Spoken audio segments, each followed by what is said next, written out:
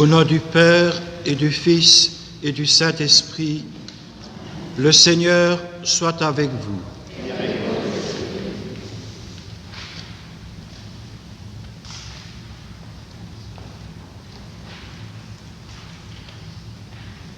Troisième dimanche de Carême.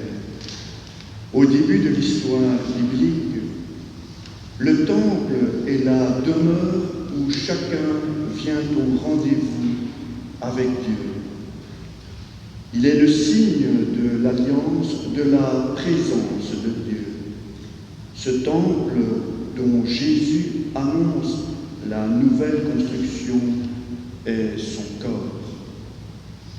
Par notre baptême, nous devenons des pierres vivantes de cette nouvelle construction.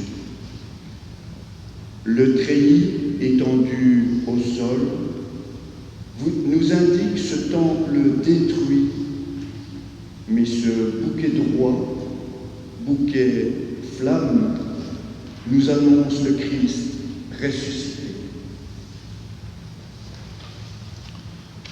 Frères et sœurs, mettons-nous en prière et implorons le Seigneur de toute miséricorde.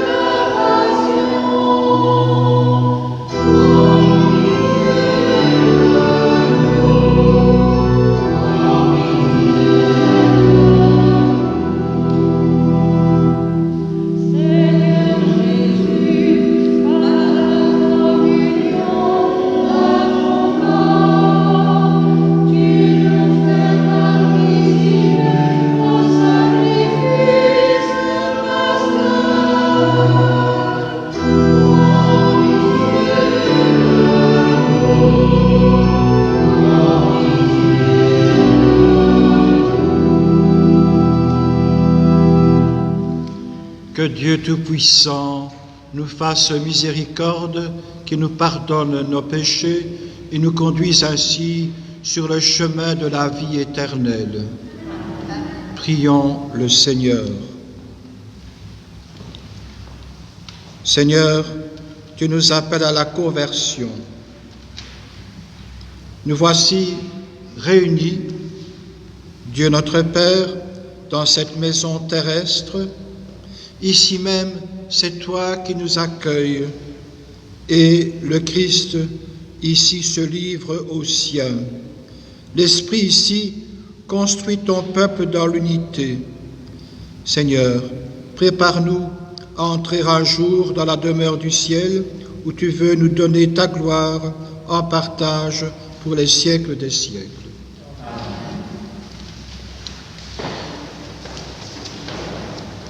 Les 5 premiers dimanches du Carême nous proposent, dans la première lecture, chaque fois, le thème de l'alliance entre Dieu et son peuple. Nous avons déjà entendu un texte nous relatant l'alliance entre le Seigneur et Noé, puis avec Abraham ensuite, et maintenant c'est avec Moïse, à qui Dieu confie les commandements. Les commandements, le mot commandement en hébreu veut dire chemin. Un chemin de vie pour chacune des personnes, de vie pour le peuple, pour sa cohésion. Un chemin de vie, d'alliance, d'amitié avec le Seigneur. Écoutons ce texte.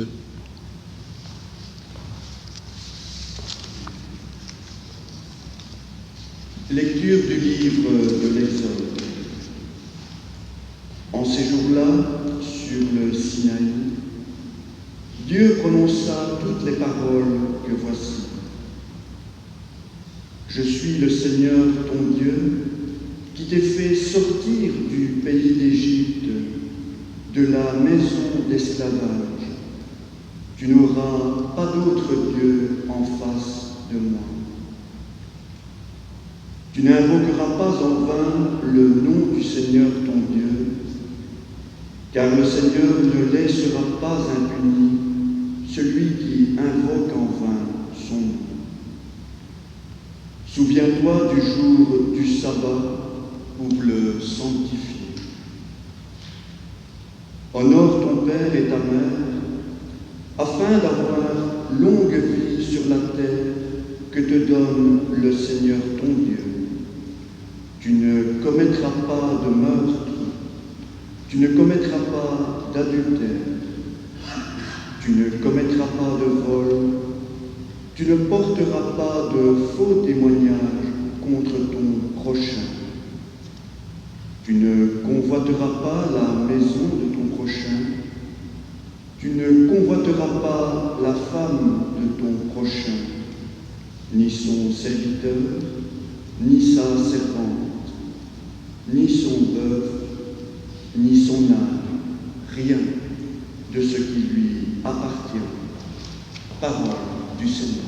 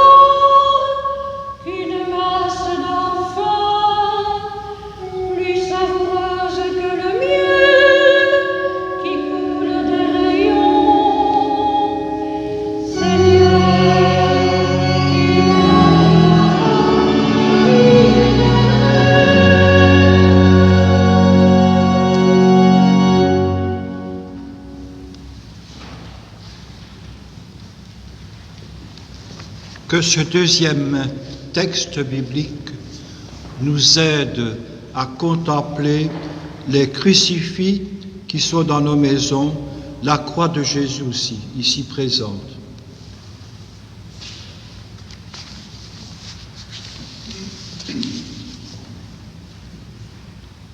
Lecture de la première lettre de Saint Paul aux Corinthiens. Frères, si Dieu est pour nous, qui sera contre nous? Il n'a pas épargné son propre Fils, mais il l'a livré pour nous tous. Comment pourrait-il, avec lui, ne pas nous donner tout? Qui accusera ceux que Dieu a choisis? Dieu est celui qui rend juste. juste, alors qui pourra condamner? Le Christ Jésus est mort, bien plus, il est ressuscité. Il est à la droite de Dieu, il intercède pour nous. Parole du Seigneur.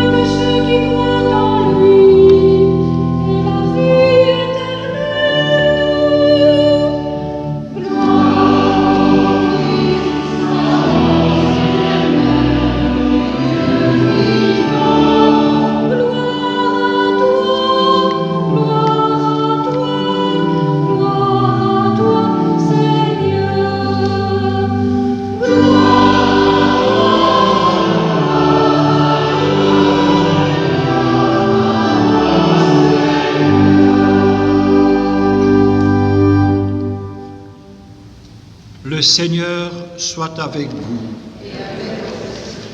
Évangile de Jésus-Christ selon saint Jean. Comme la Pâque juive était proche, Jésus monta à Jérusalem. Dans le temple, il trouva installés les marchands de bœufs, de brebis et de colombes, et les changeurs. Il fit un fouet avec des cordes et les chassa tous du temple, ainsi que les brebis et les bœufs. Il jeta par terre la monnaie des changeurs, renversa leur comptoir et dit aux marchands de colombes, « Enlevez cela d'ici, cessez de faire de la maison de mon Père une maison de commerce. » Ses disciples se rappelèrent qu'il est écrit, « L'amour de ta maison fera mon tourment. » Des Juifs l'interpellèrent. « Quel signe peux-tu nous donner pour agir ainsi ?» Jésus leur répondit, « Détruisez ce sanctuaire, et en 3 jours je le relèverai. » Les Juifs lui répliquèrent, « Il a fallu 46 ans pour bâtir ce sanctuaire, et toi, en 3 jours tu le relèverais. » Mais lui parlait du sanctuaire de son corps. Aussi, quand il se réveilla d'entre les morts, ses disciples se rappelèrent qu'il avait dit cela. Ils crurent à l'Écriture et à la parole que Jésus avait dite. Pendant qu'il était à Jérusalem pour la fête de la Pâque, beaucoup crurent en son nom à la vue des signes qu'il accomplissait. Jésus, lui, ne se fiait pas à eux, parce qu'il les connaissait tous et n'avait besoin d'aucun témoignage sur l'homme. Lui-même, en effet, connaissait ce qu'il y a dans l'homme.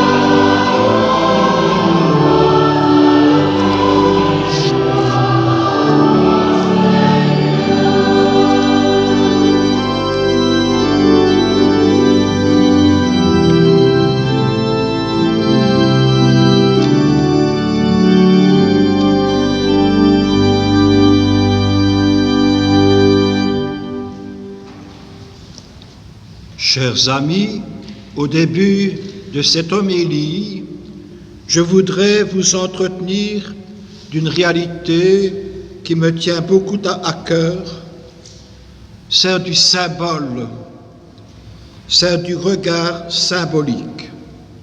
Regardez le mot symbole. Je mets en évidence la première syllabe, saint, et puis les deux dernières syllabes, bol. Saint, S-Y-M. Ça vient du grec ancien, sun, qui veut dire avec, qui veut dire ensemble. Bol vient du grec baleine, qui veut dire poser, jeter. D'où le mot symbole ou symbolique, ça veut dire mettre ensemble plusieurs choses, les unir, ce qui est le contraire de diabolique, qui signifie diviser, disperser, faire tout éclater. Un regard symbolique, c'est un regard qui met ensemble plusieurs dimensions. Ce n'est pas un regard unidimensionnel, d'une seule dimension. C'est le regard de l'artiste. Non seulement l'artiste voit l'apparence immédiate des êtres et des choses, mais en plus, il contemple et tâche d'exprimer ce qui est le plus profond de ces êtres, de ces choses. L'artiste traduit sur sa toile, il proclame dans son chant, il fait passer dans sa musique différentes dimensions de ce qu'il vit, de ce qu'il voit. Il voit plus loin que l'immédiat. N'est-ce pas cela, ce qu'on appelle la culture? Un regard culturel, un regard symbolique que ceux qui gèrent la pandémie aujourd'hui, malheureusement, risquent d'oublier. On risque d'oublier la culture. L'homme ne vit pas seulement de pain, dit Jésus, mais de toute parole qui sort de la bouche de Dieu. Ce regard symbolique, ce regard que je nommerais volontiers culturel ou poétique, c'est le premier pas de la démarche de foi. Eh bien, apparemment, ce regard symbolique manquait aux contemporains du Christ. Chez eux, l'extérieur était de plus en plus séparé de l'intérieur. L'extérieur était même absolutisé et l'intérieur ignoré. Les deux étaient séparés, diabolisés, pourrait-on dire. Ils n'étaient pas mis ensemble. Ils n'étaient plus symbolisés. Il y a une semaine, nous avons lu un extrait du livre de la Genèse où nous contemplons le Seigneur remplacer le sacrifice d'Isaac, le fils d'Abraham, par l'offrande d'un bélier.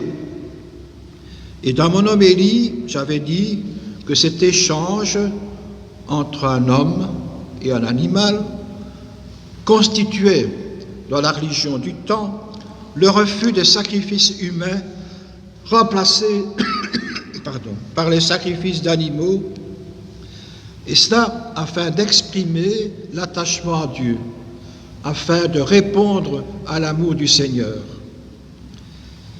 L'extérieur, eh bien, exprimait l'intérieur. Les sacrifices d'animaux exprimaient une offrande de toute notre vie, de toute la vie au Seigneur. Au temps du Christ, alors, c'est pour ça qu'il va se mettre en colère à Jésus. Beaucoup séparaient l'intérieur de l'extérieur pour se contenter de l'extérieur. Personnellement, je reçois cet épisode des vendeurs chassés du temple comme un appel que le Christ nous lance à ne pas séparer deux dimensions, l'intérieur et l'extérieur, à rejeter tout l'aspect unidimensionnel pour vivre les deux dimensions, intérieure et extérieure. Donc à ne pas appuyer uniquement notre foi sur l'extérieur, mais à fonder notre foi sur une attitude intérieure d'alliance avec Dieu, de réponse à Dieu, à son amour, ce qui suppose une grande humilité, de la simplicité qui laisse Dieu agir dans nos vies. Et ce n'est que dans un second temps, après avoir adopté cette attitude intérieure, cette dimension intérieure, que nous pouvons repasser à la dimension du rite, de la pratique extérieure, mais qui auront alors une âme, qui nous feront vivre davantage de Dieu dans la vie de tous les jours. Donc je vous répète, les contemporains du Christ étaient enfermés dans ce caractère unidimensionnel, dans un monde d'une seule dimension, dans un ritualisme extrême qui les empêchait de voir Dieu à l'œuvre en Jésus, de considérer la dignité aussi des plus pauvres de leur pays. Alors, si certains d'entre nous vivent ce même enfermement, eh bien, que Jésus se mette en colère. Et cet enfermement risque de se dédoubler aujourd'hui dans un enfermement tout à fait et uniquement orienté vers ce qui est matériel, ce qui empêche de voir les grands problèmes aussi de notre entourage, de notre planète. Donc puisse le Christ se mettre en colère aujourd'hui afin de casser en nos vies un cercle devenu vicieux et nous amener à réagir et à considérer ce à quoi nous donnons de l'importance dans notre existence afin de nous libérer de toutes nos servitudes pour trouver et retrouver une liberté intérieure, une paix intérieure. Amen.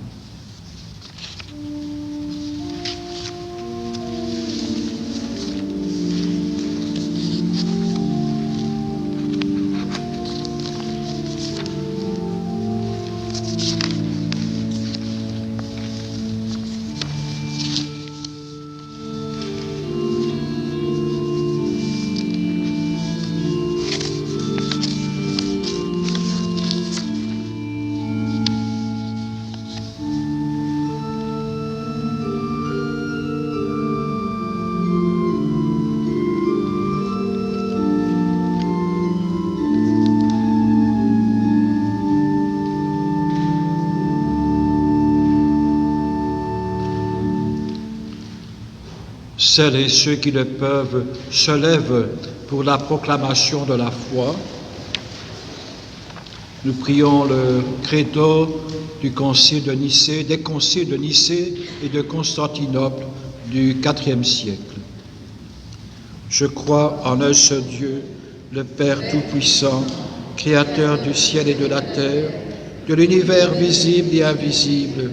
Je crois en un seul Seigneur Jésus-Christ, le Fils unique de Dieu, né du Père avant tous les siècles. Il est Dieu né de Dieu, lumière né de la lumière, vrai Dieu né du vrai Dieu, engendré non pas créé, de même nature que le Père, et par lui tout a été fait. Pour nous les hommes et pour notre salut, il descendit du ciel. Par l'Esprit Saint, il a pris chair de la Vierge Marie et s'est fait homme. Crucifié pour nous sous Ponce Pilate, il souffrit sa passion et fut mis au tombeau.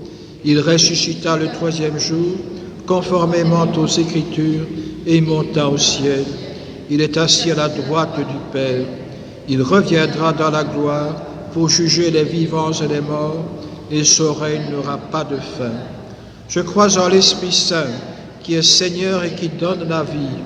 Il procède du Père et du Fils. Avec le Père et le Fils, il reçoit même adoration et même gloire. Il a parlé par les prophètes. Je crois en l'Église, une sainte, catholique et apostolique. Je reconnais un seul baptême pour le pardon des péchés. J'attends la résurrection des morts et la vie du monde à venir. Amen. Dieu nous aime. Il est le Père de tous les hommes et désire conduire chacune et chacun sur le chemin de la vraie vie, du vrai bonheur. Prions pour que tous nos frères et sœurs connaissent sa parole d'amour.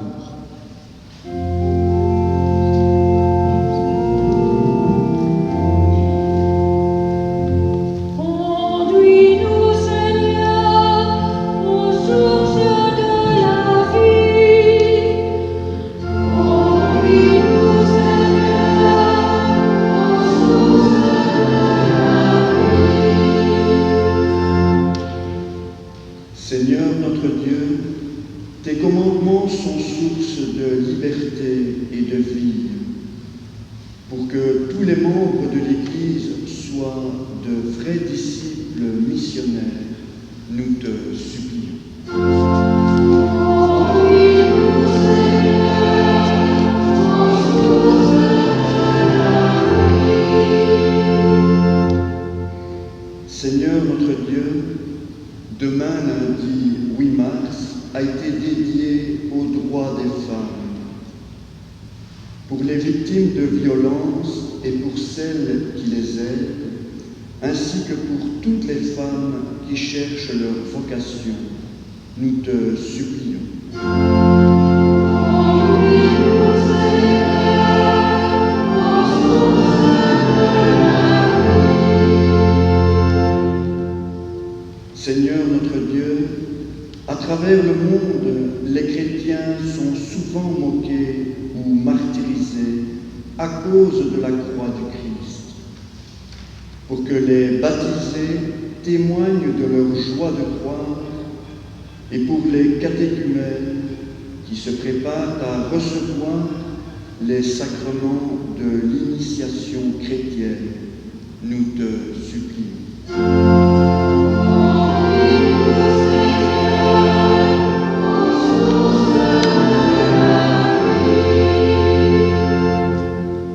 Seigneur notre Dieu, nous sommes les membres du corps dont le Christ est la tête. Pour que nous demeurions fidèles à l'Église et heureux de te rendre gloire, nous te supplions.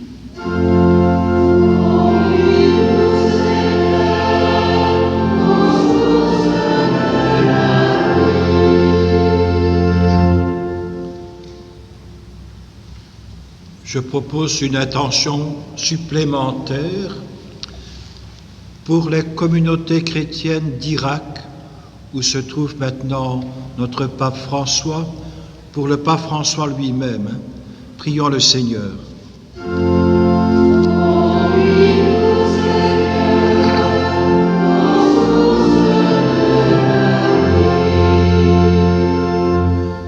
Dieu notre Père, écoute nos prières, ouvre les cœurs fermés à ton amour et conduis à la joie pascale tous ceux qui sont en quête de joie et de vie par Jésus, le Christ notre Seigneur.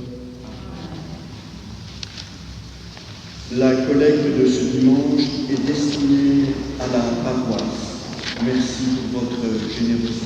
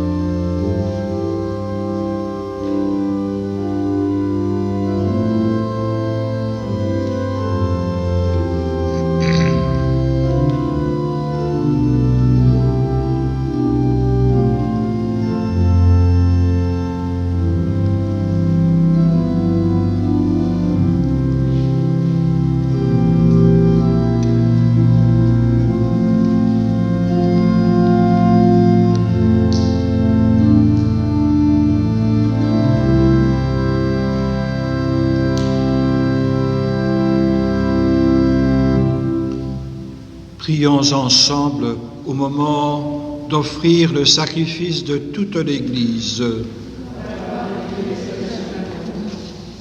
Avec ce pain et ce vin qui représentent toute notre vie, nous nous tournons vers toi, Père du ciel.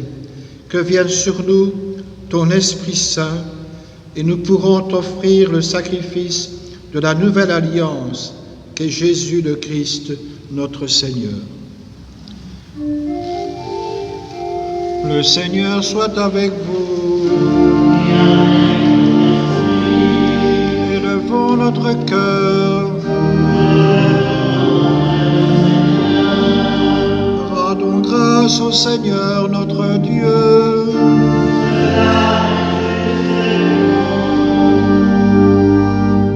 Béni sois-tu, Dieu saint, toi qui nous attires dans ton alliance quand nous célébrons ton Fils, notre Sauveur. Aujourd'hui encore, il nous appelle à croire à sa parole et à sa résurrection, et nous proclamons que ce qui est folie de Dieu est plus sage que les hommes, et ce qui est faiblesse de Dieu plus fort que les hommes. Avec l'élan que nous donne cette certitude, nous voulons te rendre grâce. C'est pourquoi nous unissons nos voix à celles de tous les saints et nous chantons d'un même cœur.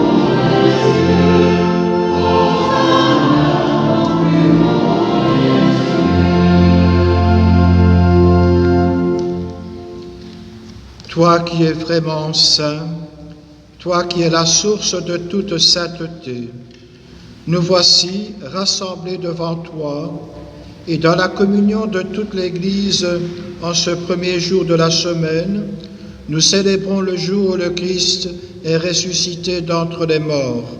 Par lui, que tu as élevé à ta droite, Dieu notre Père, nous te prions. Sanctifie ces offrandes en répandant sur elles ton esprit, qu'elles deviennent pour nous le corps et le sang de Jésus, le Christ notre Seigneur. Au moment d'être livré et d'entrer librement dans sa passion, il prit le pain, il rendit grâce, il le rompit et le donna à ses disciples en disant « Prenez et mangez-en tous, ceci est mon corps livré pour vous. »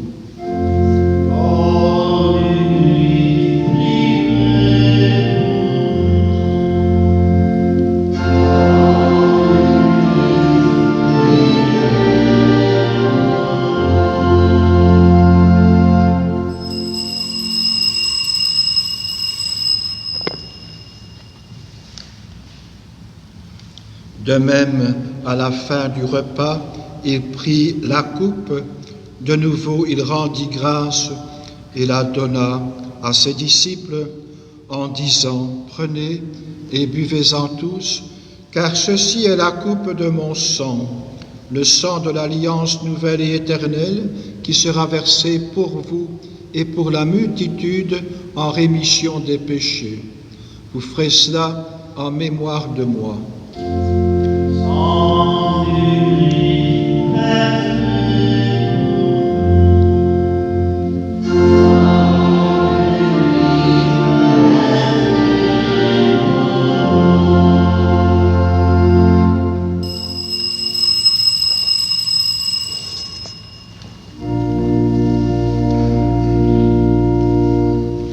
Nous proclamons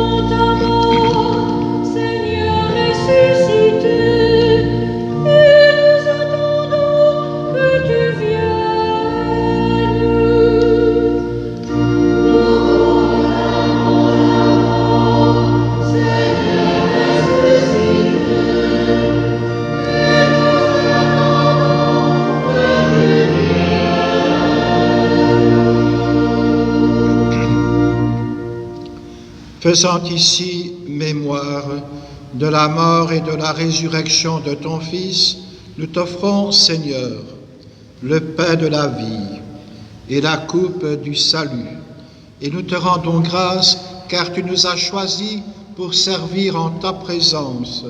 Humblement nous te demandons qu'en ayant part au corps et au sang du Christ, nous soyons rassemblés par l'Esprit Saint en un seul corps. Souviens-toi, Seigneur, de ton Église répandue à travers le monde.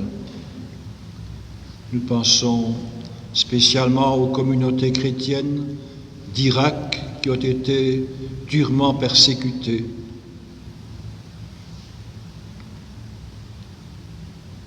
Fais grandir ton Église, Seigneur, dans ta charité avec le pape François, notre évêque Guy et tous ceux qui ont la charge de ton peuple.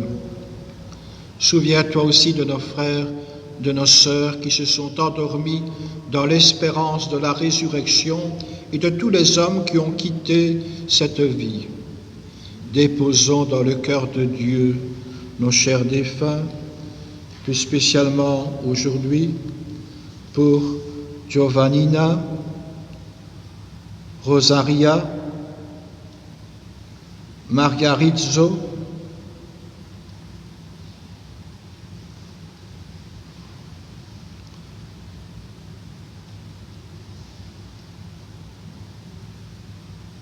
reçois-les dans ta lumière auprès de toi, Seigneur. Et sur nous tous, enfin, nous implorons ta bonté. Permets qu'avec la Vierge Marie, la bienheureuse Mère de Dieu, avec Saint Joseph, son époux, avec les apôtres et les saints de tous les temps qui ont vécu dans ton amitié, nous ayons part à la vie éternelle et que nous chantions ta louange par Jésus-Christ, ton Fils bien-aimé. Par lui, avec lui et en lui.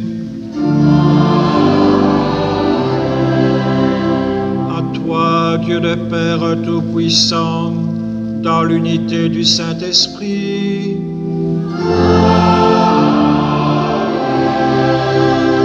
tout honneur et toute gloire pour les siècles des siècles.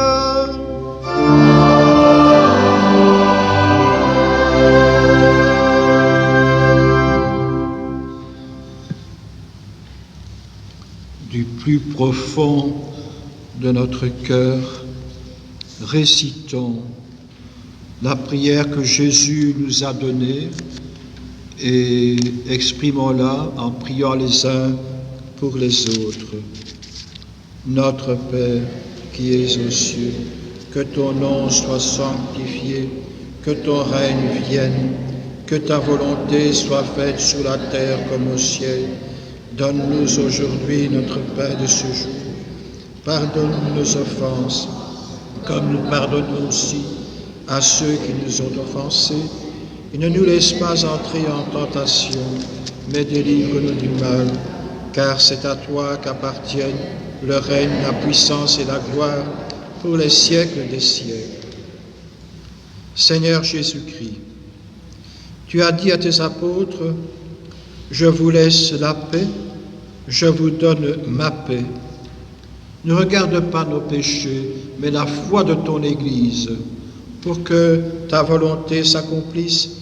Donne-lui toujours cette paix et conduis-la vers l'unité parfaite, toi qui règnes pour les siècles des siècles. Que la paix du Seigneur soit toujours avec vous. On peut s'envoyer un signe de la paix qui vient de Dieu.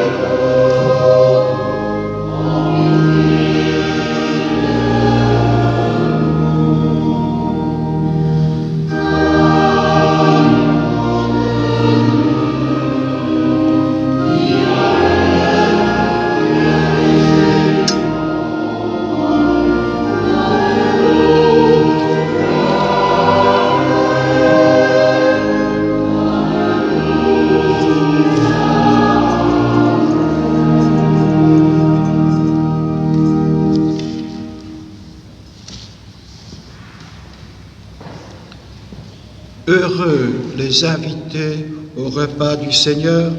Voici l'agneau de Dieu qui enlève le péché du monde. Seigneur, je ne suis pas digne de te recevoir, mais dis seulement une parole et je serai guéri.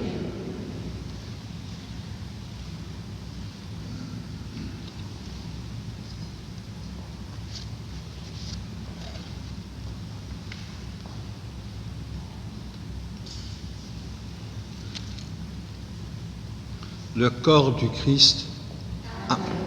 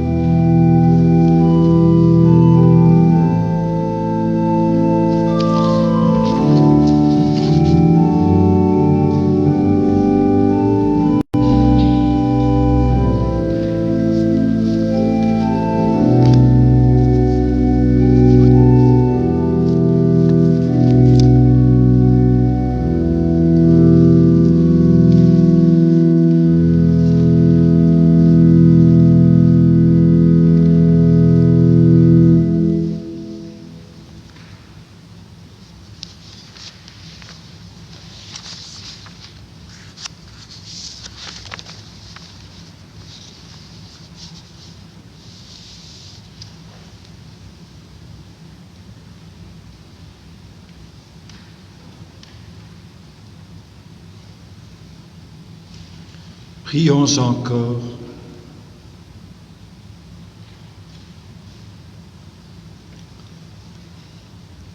Père du ciel, Dieu d'amour infini, en recevant ton Fils, le Christ Jésus, dans cette communion, nous devenons son corps, ce temple qu'il a relevé en 3 jours. Nous t'en prions. Envoie-nous ton Esprit Saint,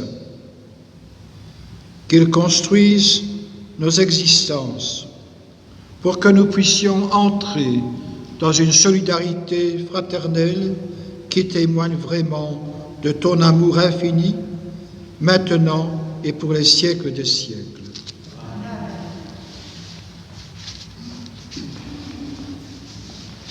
Voici les annonces pour notre unité, pour notre paroisse ici de l'Assomption à Farciennes Centre, mardi 9 mars à 18h, vêpres et messes chantées. Vous le savez, l'Église est ouverte régulièrement chez nous, le lundi matin, le mardi l'après-midi en début de soirée, le jeudi à partir de 14h30, avec possibilité de rencontre personnelle avec un prêtre et un temps d'adoration. Au sanctuaire Notre-Dame de Fatima, ce même mardi 9 mars à 10h, auront lieu les funérailles de Madame Gisèle Tilman. Elle était née le 2 juillet en 1931. Pour la paroisse Saint-Barthélemy, le mercredi, il y a adoration à 18h, le jeudi, le chapelet, le vendredi, chemin de croix à 18h, suivi à 18h30 de la messe. L'église est ouverte tous les jours, de 9h à 18h. Voici la programmation des offices de la Semaine Sainte. Le jeudi saint, célébration de la scène du Seigneur à 19h. La célébration vous est proposée en l'église du Tailletré de Saint-Barthélemy et également ici à Farciennes Centre. Le vendredi saint, 2 chemins de croix vous sont proposés à 15h en l'église Saint-Barthélemy, à 17h ici en l'église de l'Assomption. L'office de la Passion prévu à 17h au Tailletré, au Hénage, ainsi qu'en l'église du Pironchon. Le samedi saint, célébration de la Vigile pascale, est prévue à Châtillon à 20h et ici en notre église de l'Assomption de Farciennes à 21h. Le dimanche de la Résurrection, jour de Pâques, messe selon les heures habituelles, avec en plus à Pironchon prévu à 11h.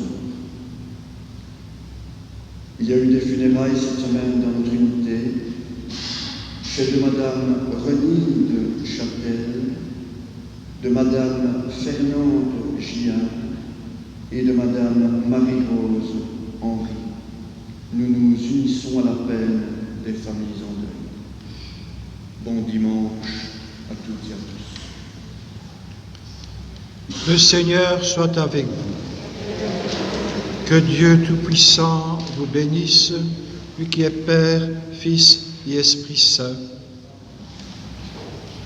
Bonne suite du carême, allez dans la paix du Christ.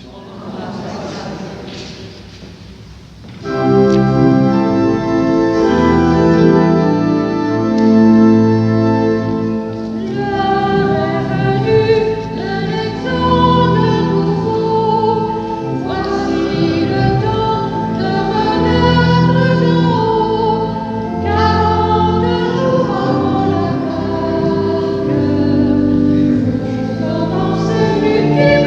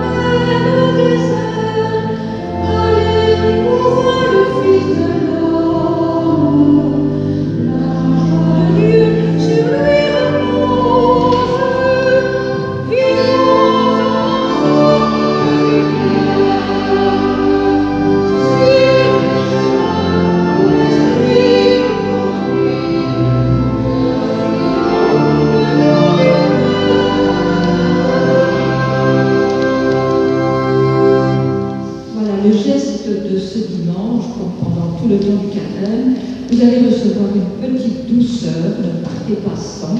C'est un petit biscuit confectionné par Thérèse, une de nos animatrices florales. Bon dimanche à tous.